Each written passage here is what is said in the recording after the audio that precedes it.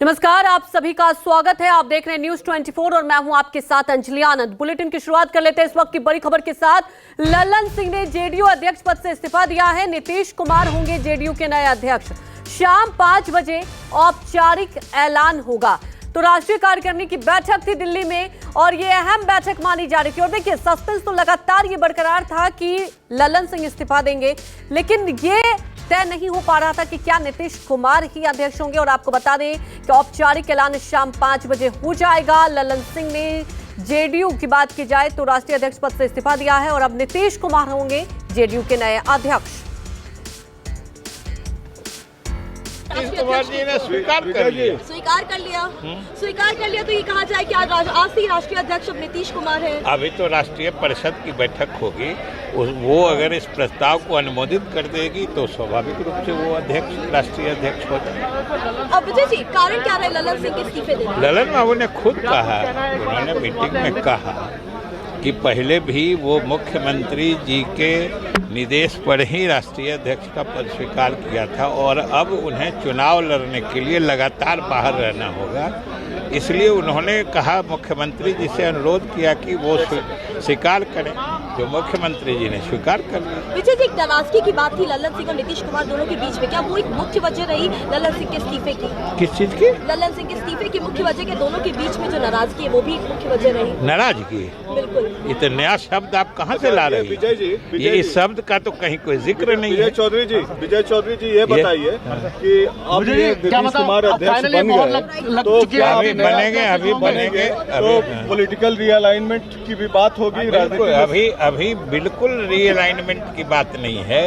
अभी सिर्फ जो हमारे राष्ट्रीय अध्यक्ष चुनाव लड़ने के कारण लगातार बाहर रहने वाले थे, इसलिए उन्होंने इच्छा जाहिर की कि इस बीच माननीय मुख्यमंत्री जी स्वयं अध्यक्ष का पद भी संभालें, जो मुख्यमंत्री जी ने स्वीकार कर लिया है। इसलिए क्या असर अभी तो हमारे पार्टी पर भी कोई असर, दोनों वरिष्ठ नेता हैं और जब राष्ट्रीय अध्यक्ष ललन बाबू थे तभी मुख्यमंत्री की प्रभावी भूमिका थी। अब मुख्यमंत्री जी राष्ट्रीय अध्यक्ष बन गए हैं, फिर भी ललन बाबू की प्रभावी भूमिका रहेगी। तो क्या बीजेपी के जो दरवाजे थे 2017 में जैसे खुले थे और अचानक सारे विधायक सीएम हाउस में घुस गए, क्या उसी तरह की पटकथा फिर लिखी जा सकती है? इस बात का उन सब बातों से कहाँ कोई मतलब है, न कोई जुड़ाव है, न कोई लेना देना है। इसलिए इस बात का सिर्फ इतने मतलब था। जुड़ाव तो है विजय भाई। नहीं, जुड़ाव क्या लगता है कि अब मजबूती मिलेगी अब आगे इसलिए है विजय जी, जुड़ाव इसलिए है कि किसी भी पार्टी का राष्ट्रीय अध्यक्ष लोकसभा चुनाव के 2 महीने पहले तो नहीं हटता है। नहीं, हटने की कहाँ बात है? फिर आप हटने, हटना, हटाना, ये सब शब्द कहाँ से ला रहे हैं? हमारे राष्ट्रीय अध्यक्ष ने कहा कि अब हम स्वयं चुनाव लड़ेंगे, इसलिए लगातार बाहर रहेंगे। इसलिए उन्होंने मुख्यमंत्री जी से अनुरोध किया, मुख्यमंत्री जी ने स्वीकार कर लिया है। और हमने कहा कि दोनों पहले प्रभावी, दोनों की भूमिका होती थी, आगे भी रहेगी। बाहर बताने के लिए कोई भी खबर ये चल रही है कि उन्होंने इस्तीफा दे दिया है और प्रस्ताव बना है मुख्यमंत्री नीतीश कुमार को अध्यक्ष बनने। आधिकारिक तौर पर ये घोषणाएं 5 बजे की जाएंगी। 5 बजे करबद्ध प्रार्थना है। मैं भी अधिकृत नहीं हूँ, कोई और भी नहीं है 5 बजे से पहले कोई भी घोषणा करने के लिए। आप कोई भी कंक्लूजन निकालने के लिए स्वतंत्र हैं। ऑफिशियल प्रेस कॉन्फ्रेंस तब होगी जब राष्ट्रीय परिषद सारे प्रस्तावों को पास करेगी। दोबारा से नीतीश जी आएंगे बैठक में शामिल होने? वो तो सर्वत्र हैं। है नीतीश कुमार, दूसरे और तो है नहीं। तो नीतीश कुमार जी कभी आरसीपी जी को अध्यक्ष बनाए, कभी ललन जी को अध्यक्ष बनाए, कभी और किसी को अध्यक्ष बनाए, ये उनका दायित्व है।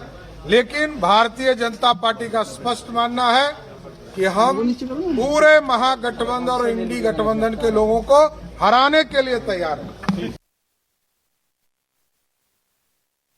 अब हर परिस्थिति में जेडीयू को बर्बाद ही होना है। हाँ, अगर राष्ट्रीय अध्यक्ष का दायित्व नीतीश जी अपने हाथ में ले लेते हैं तो पार्टी कुछ दिन ज्यादा सर्वाइव कर जाएगी और जिस रूप में पार्टी चल रही है उसी रूप में अगर चलती रह गई तो पार्टी जल्दी बर्बाद हो जाएगी। तो कुछ दिन और सरवाइव करे कि अभी का अभी बर्बाद हो जाए, अब इस दोनों के बीच फैसला लेना है।